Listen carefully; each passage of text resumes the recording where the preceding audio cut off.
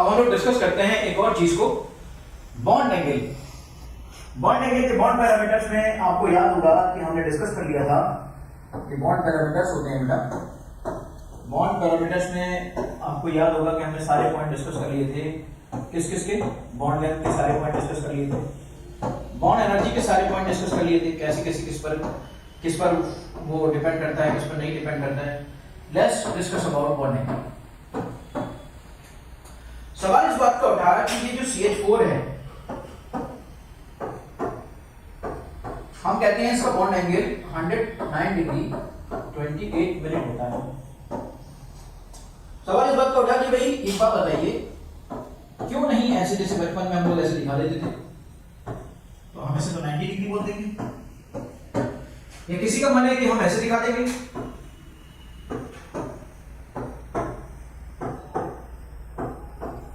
हम इसको कुछ और बोल सकते हैं, है ना?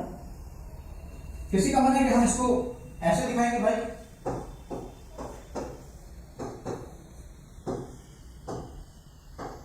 यहां अलग है, यहां अलग है। वैसे तो बहुत सारी बातें हो सकती थी, इनफाइनाइट केसेस हो सकते थे। सवाल इस बात का है कि भाई आखिर दो कोवेलेंट बॉन्डेड बॉन्ड्स, दो कोवेलेंट बॉन्डेड एटम्स के बीच में, ये जो आप देखें ना, ये कोवेलेंट बॉन्डेड है, ये कोवेलेंट बॉन्डेड है, तो उसके बीच के एंगल को बॉन्ड एंगल कहा जाता है। सवाल ऐसा कि इसको क्यों नहीं बॉन्ड एंगल कह दिया, इसको क्यों नहीं बॉन्ड एंगल कह दिया, इसको क्यों नहीं बॉन्ड एंगल कह दिया? देयर आर इनफाइनाइट पॉसिबिलिटीज, उनमें से किसी को क्यों नहीं कहा? आखिर किसी को क्यों मैंने कहा कि ये बॉन्ड एंगल है? याद रखिएगा, जिस कंडीशन पर जो मॉलिक्यूल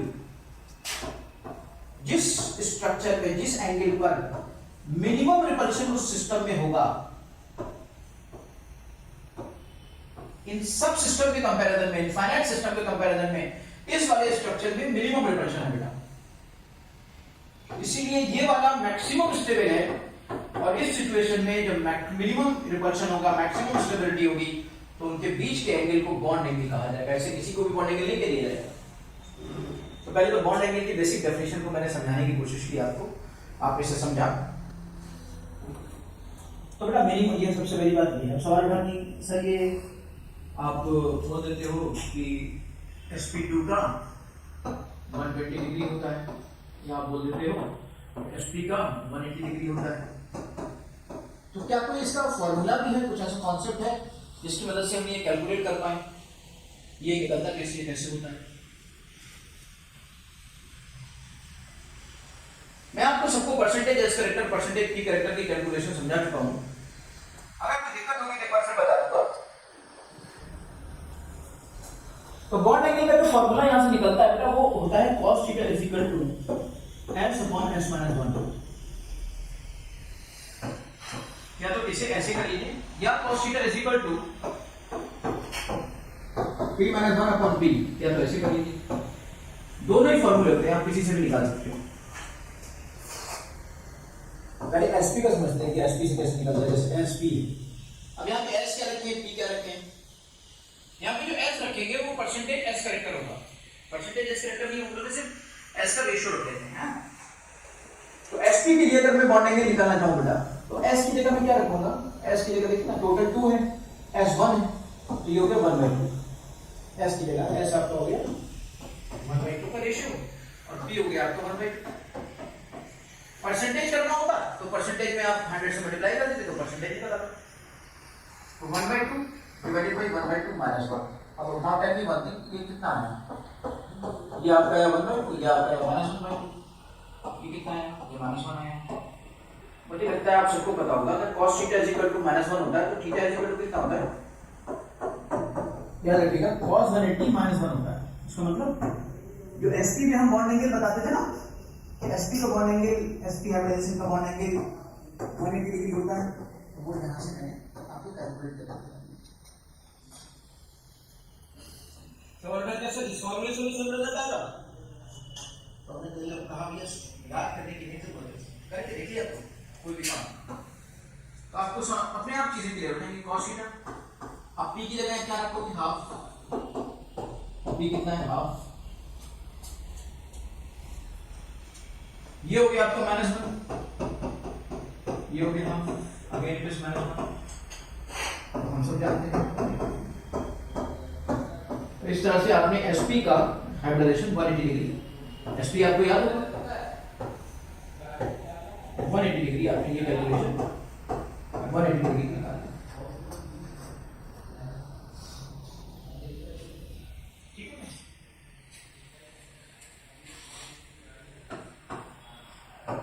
चलिए हम sp2 का निकाल लेते हैं, हम sp2 की कैलकुलेशन कर लेते हैं। सबसे पहले बताइए कि s का रेशियो क्या होगा, यहाँ पे s का रेशियो क्या होगा, टोटल है 3, 2 + 1 3 और s कितने हैं 1, s का रेशियो है। p का रेशियो क्या होगा, p का रेशियो होगा 2/3। अगर आप कोई आपसे कहते हैं परसेंटेज s करेक्टर बताओ, तो परसेंटेज s करेक्टर बताने में क्या मुसीबत है, कोई दिक्कत नहीं है, 1/3 × 100 कर दो बस, 23.3। कोई कहते हैं यहाँ पे परसेंटेज p बताओ, तो परसेंटेज p भी निकाल सकते हो।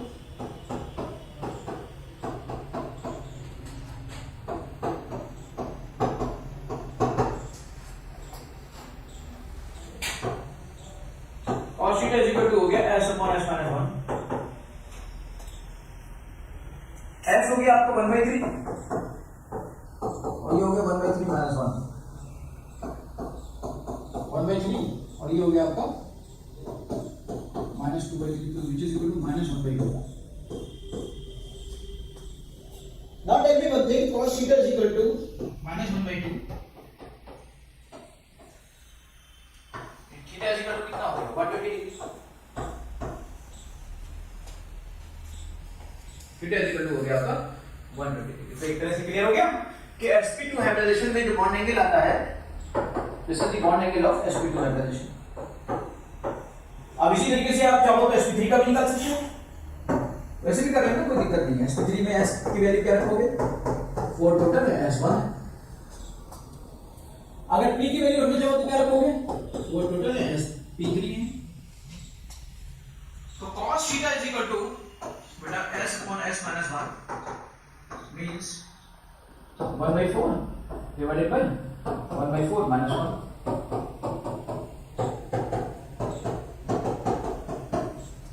इसकी वैल्यू होती है थीटा 109 डिग्री।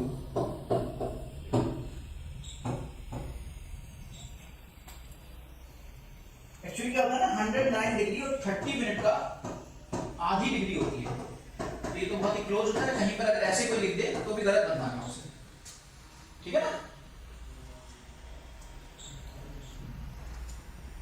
30 मिनट की बेटा आधी डिग्री होती है, तो हाफ डिग्री नहीं लिख दिया चलेगा। ओके, ये था आपके बॉन्ड एंगल को निकालने का तरीका। बॉन्ड एंगल आपने यहां से निकाल लिया, तो बॉन्ड एंगल कैसे निकालते हैं, क्या होते हैं। अब हम उन फैक्टर्स की बात करते हैं जिनसे कि बॉन्ड एंगल प्रभावित होते हैं। अगर आप यहीं से देखें तो परसेंटेज s करेक्टर घटता जा रहा है, तो बॉन्ड एंगल भी घटता जा रहा है। देखिए परसेंटेज s करेक्टर पहले वाले में 50% था और यहां वाले में 33.3% था, इस वाले में 24% है। ये आपका जो परसेंटेज s करेक्टर आप यहां से देखोगे अगर, तो परसेंटेज s कितना आएगा 24 25 और यहां से परसेंटेज p कितना आएगा 75।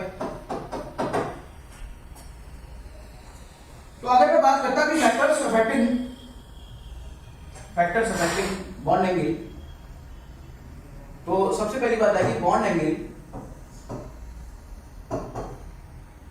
जो होता है that is directly proportional to percentage s character and inversely proportional to percentage p character. एक बात हमारे सामने आ गई, और अभी अभी हमने डिस्कस भी किया।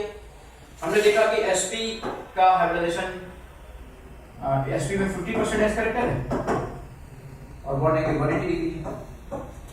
sp2 में हाइब्रिडाइजेशन से सबसे पहले तो हम बॉन्ड एंगल निकाल लेते हैं। sp2 में ये 33% है, बॉन्ड एंगल आपका 120 डिग्री है। sp3 में परसेंटेज s करेक्टर आपका 25% है और ये आपका 109 डिग्री 28 मिनट है। तो ये 180 डिग्री, ये 120 डिग्री और ये 109 डिग्री लगातार ऐसे हो रहा है। वहीं पे परसेंटेज p करेक्टर के साथ होता है रिलेशन, तो परसेंटेज s करेक्टर के साथ और परसेंटेज p करेक्टर के साथ आपने देख लिया। मान लीजिए कई मॉलिक्यूल्स हैं और उनको बॉन्ड एंगल के बढ़ते हुए क्रम में या घटते हुए क्रम में आपको अरेंज करना है, तो आप क्या करोगे, बॉन्ड एंगल को आपने समझा। इसी की हेल्प से, इसी फॉर्मूले की हेल्प से किसी वीडियो में हम आपको ड्रैगोस रूल के भी बारे में बताएंगे। ड्रैगोस रूल क्या होता है।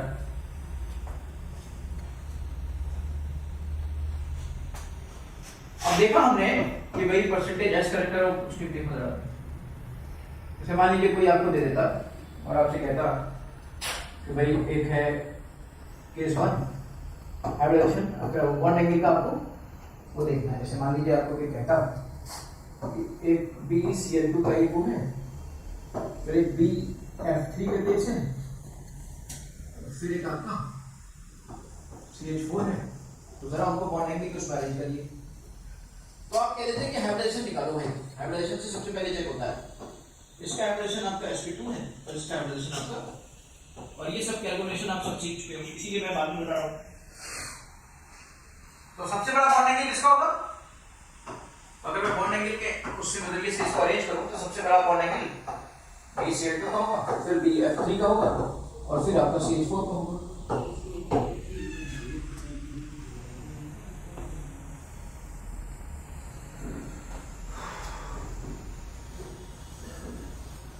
केस 2 आया,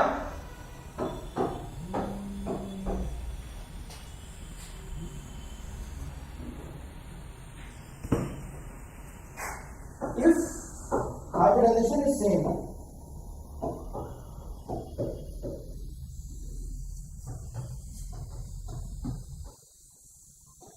then see number of lone pairs.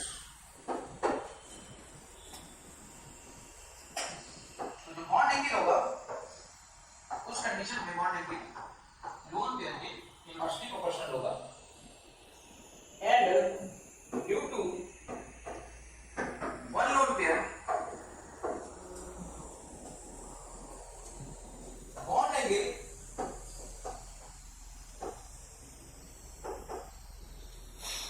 decreases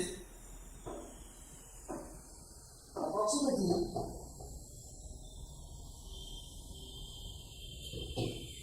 2.5 degree।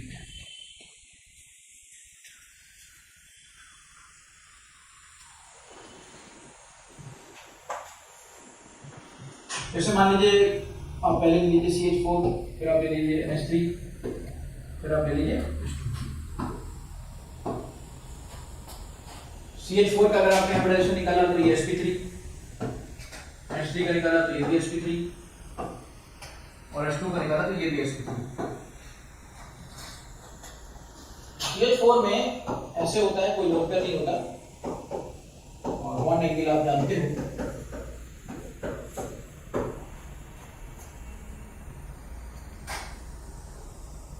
NH3 में आपका एक लोन पेयर होता है, बॉन्ड एंगल आपका 170 डिग्री करीब होता है। वहीं पर H2O में दो लोन पेयर होते हैं और बॉन्ड एंगल आपका, क्योंकि जितने ज्यादा लोन पेयर होंगे उतना ज्यादा रिपल्शन क्रिएट होगा और ये ऐसे पुश कर देगा बॉन्ड। देखा आपने, जैसे जैसे लोन पेयर बढ़ता जा रहा है वैसे वैसे 2.5 डिग्री का तकरीबन एंगल कम होता जा रहा है, यानी कि लोन पेयर के बढ़ने से बॉन्ड एंगल कम होता है। तो इसका मतलब अगर मैं बॉन्ड एंगल के हिसाब से अरेंज करूं तो मैं कहूंगा CH4 का सबसे ज्यादा है, उसके बाद NH3 का और उसके बाद H2O का।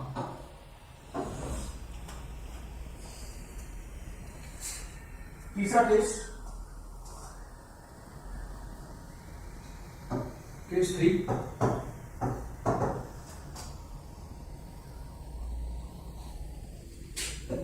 if bond angle is same, so if hybridization is same,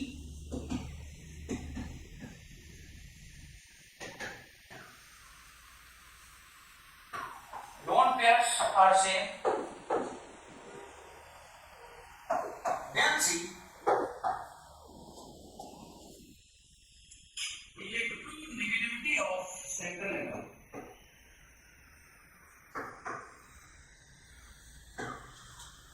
And then bond angle is directly proportional to electronegativity of central angle.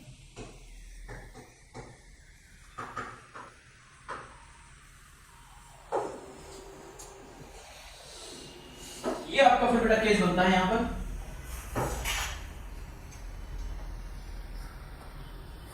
अब ये आपका केस किस में आता है देखो ना, अगर आप ले लो H2S, H2O, H2SE, H2PE,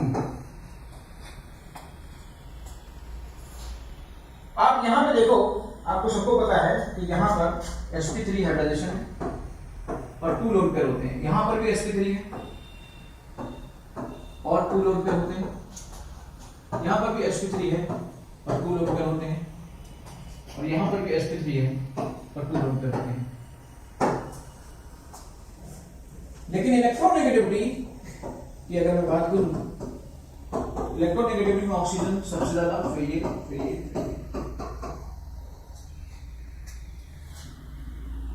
इसकी वजह से क्या होता है कि बॉन्ड एंगल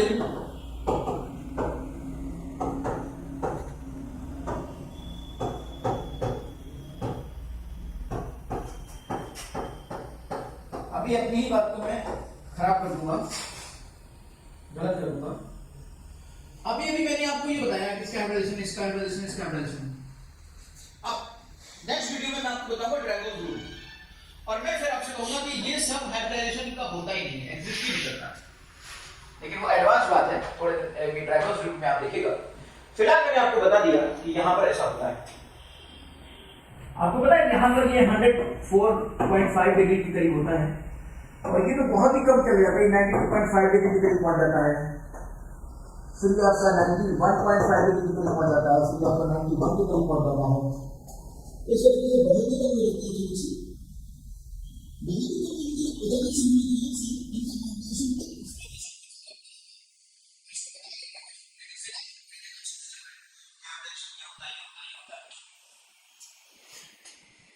अब हम केस नंबर 4 की बात करते हैं भाई।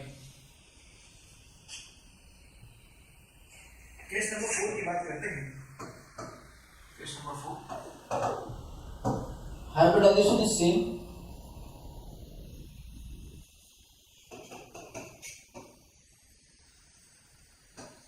Loan pairs are same, hybridization same हो गया, लोन पेयर सेम हो गया, इवन की इलेक्ट्रोनेगेटिविटी और central atom is same.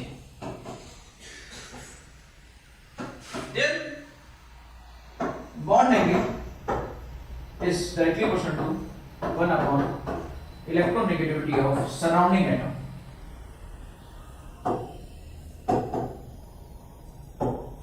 Or in this case you can also say size of surrounding atom.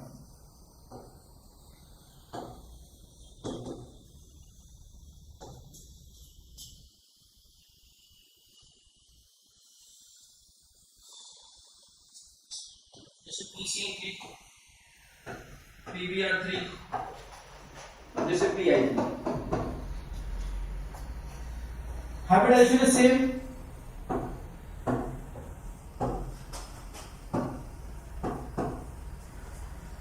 Loan pairs are same, one lone pair, one lone pair, one lone pair, central atom is same, phosphorus, phosphorus, phosphorus. Then depends on bond angle, electronegativity of the surrounding atom. Electronegativity of the surrounding atom की बात करूं तो Cl की ज्यादा Br से, Br की ज्यादा S से। साइज की बात करूं तो साइज आपका I का ज्यादा Br से, Br का ज्यादा S से। तो बॉन्ड एंगल उल्टा होता है, तो बॉन्ड एंगल का अगर मैं अरेंजमेंट करूंगा तो सबसे बड़ा बॉन्ड एंगल होगा PI3 का, फिर होगा PBr3 का, फिर होगा PCl3 का। इसके अलावा बहुत ही अच्छे स्टार पॉइंट्स हैं बेटा बॉन्ड एंगल में, लेकिन उसमें रिक्वायरमेंट है कि बैक बॉन्डिंग की।